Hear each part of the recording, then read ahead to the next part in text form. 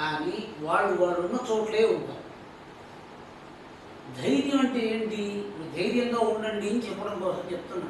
మీరు ధైర్యంగా ఉండండి, ఇక్కడ కావాల్సింది ధైర్యంగా ఉండండి అంటే ఏం చేస్తారండి మీరు అయ్యా చాలా కష్టంగా ఉండండి, మనశ్శాంతిగా లేదు, ఏం చేయమంటారు అంటే గురువుగారు ఉత్తవచనం ధైర్యంగా ఉండండి అన్నారు. అంటే ఏంటండి?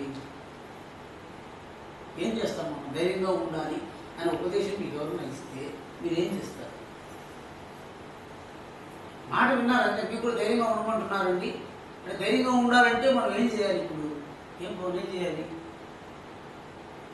నా మాట ధైర్యంగా ఉండండి అన్నాడంటే అయ్యా కొంచెం చక్కెర పూసుకోండి, చక్కెర పూసుకోవడం, గంధం పూసుకోండి, గంధం పూసుకోవడం తెలుసు.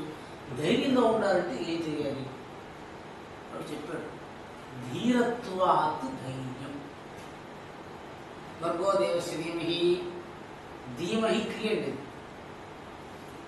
ధీ బుద్ధి. నేను నా మనస్సులో ఒక భావాన్ని నేను అనుకుంటున్నాను, అది ధీరత. ధీరత అంటే బుద్ధిని విడిచిపెట్టి ఎటువంటి పరిస్థితుల్లో కూడా తపస్సు చేసేవాడు బయటికి జారి. నా బుద్ధిలో నాకు ఒక మాట ఉంది, నా భార్య ఏందో, మా తండ్రి ఏందో, మా తల్లి ఏందో, ఎవరి ఏందో నాకు విపరీతమైన ఆదరణ. లోకహేతువుని చూసి నా బుద్ధి జారిపోతుంది. నా బుద్ధికి లోకానికి ఏం సంబంధం ఉందండి? అపసారైంది అంటే వాడు అక్కడే ఉంటారు. మనము ఓం నమశివాయ అంటే ఆ పిక్చరైజ్ చేసేవాడికి ఎవడో ఆచార్య గురువు సలహా ఇచ్చున్నాడు. వాడు జపం చేస్తూ ఉన్నాడు, వాడు నిమిలిత నేత్రుడే ఉన్నాడు. జపం చేసుకుంటూ ఉంటే ఆ జపం చేసుకుంటున్నటువంటి వాడిని ఈ అప్సరస ప్రబోధిస్తూ ఉంది. ఆ ప్రబోధిస్తున్నప్పుడు మనస్సులో ఉన్న భావాన్ని విడిచిపెట్టి అప్సరస చెప్తున్న భావాన్ని వచ్చేస్తుంది అనుకోండి. అంటే వాడు అంతఃకరణ జనితమైనటువంటి భావాన్ని విడిచిపెట్టి బాకీ హేతువును పట్టుకోవడం మొదలైతే ధైర్యం. కాబట్టి ఎటువంటి ఇప్పుడు what is the root of English word Brave? Brilliance.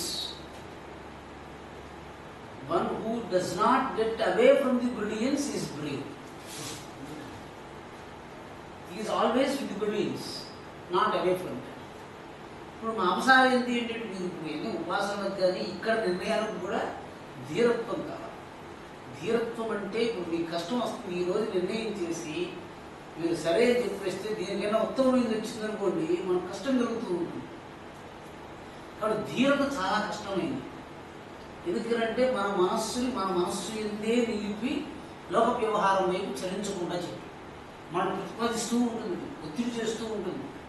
కాబట్టి ఇటువంటి వాటికి మన మనస్సును వశం చేయకుండా ఉండే ఇటువంటి వాటికంటే వ్యవహారంలో తపస్సు చేసేప్పుడు ఆధ్యాత్మిక వ్యవహారంగా చెప్పడం కోసం చెప్తున్నాను. అధ్యాత్మ వృత్త్యా వినివృత్త కామ. ఆత్మవృత్తి ధైర్యం. ధైర్యంగా ఉండటం చేత కామన వృత్తి కలుగుతుంది. ఎందుకని? కామము లోక సంబంధం వల్ల కలుగుతుంది. కాబట్టి మీరు ఒక భావాన్ని గట్టిగా మనస్సులో నిశ్చయం అన్నారనుకోండి, ఇది అది అనేది కాదు. నిర్ణయం అన్నారంటే రెండింటిని చూసి ఎన్నుకునేది కాదు, ఒక్కటే. పరమాత్ముడు, ఆచార్య పురుషుడు, ఆత్మతృప్తి, ఆనందము, ముక్తి, ఇవన్నీ నిర్ణయాలు. లోక విషయాలే నిశ్చయాలు. కాబట్టి నిర్ణయాన్ని గట్టిగా ఉన్నట్లయితే ఇది మీరు సంకల్పిస్తే కూడా సంకల్పంగా ఉండొచ్చు, ఇచ్చగా ఉండకూడదు. అప్పుడు సంకల్పము బాకీకి బాహాటంగా చెప్పదగింది కాదు. ఎందుకంటే రాక్షసులు మన సంకల్పాన్ని కొట్టేస్తూ ఉంటారు.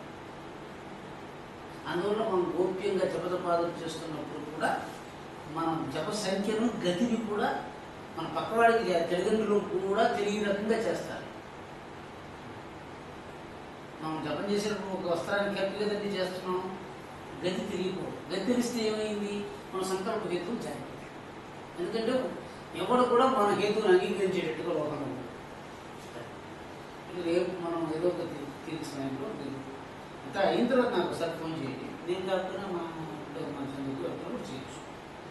మీకు ఆ టైంలో ఫ్రీగా ఉంటే కలుగుతుంటే ఏదో ఒక సమయంలో ఒక్క నిమిషం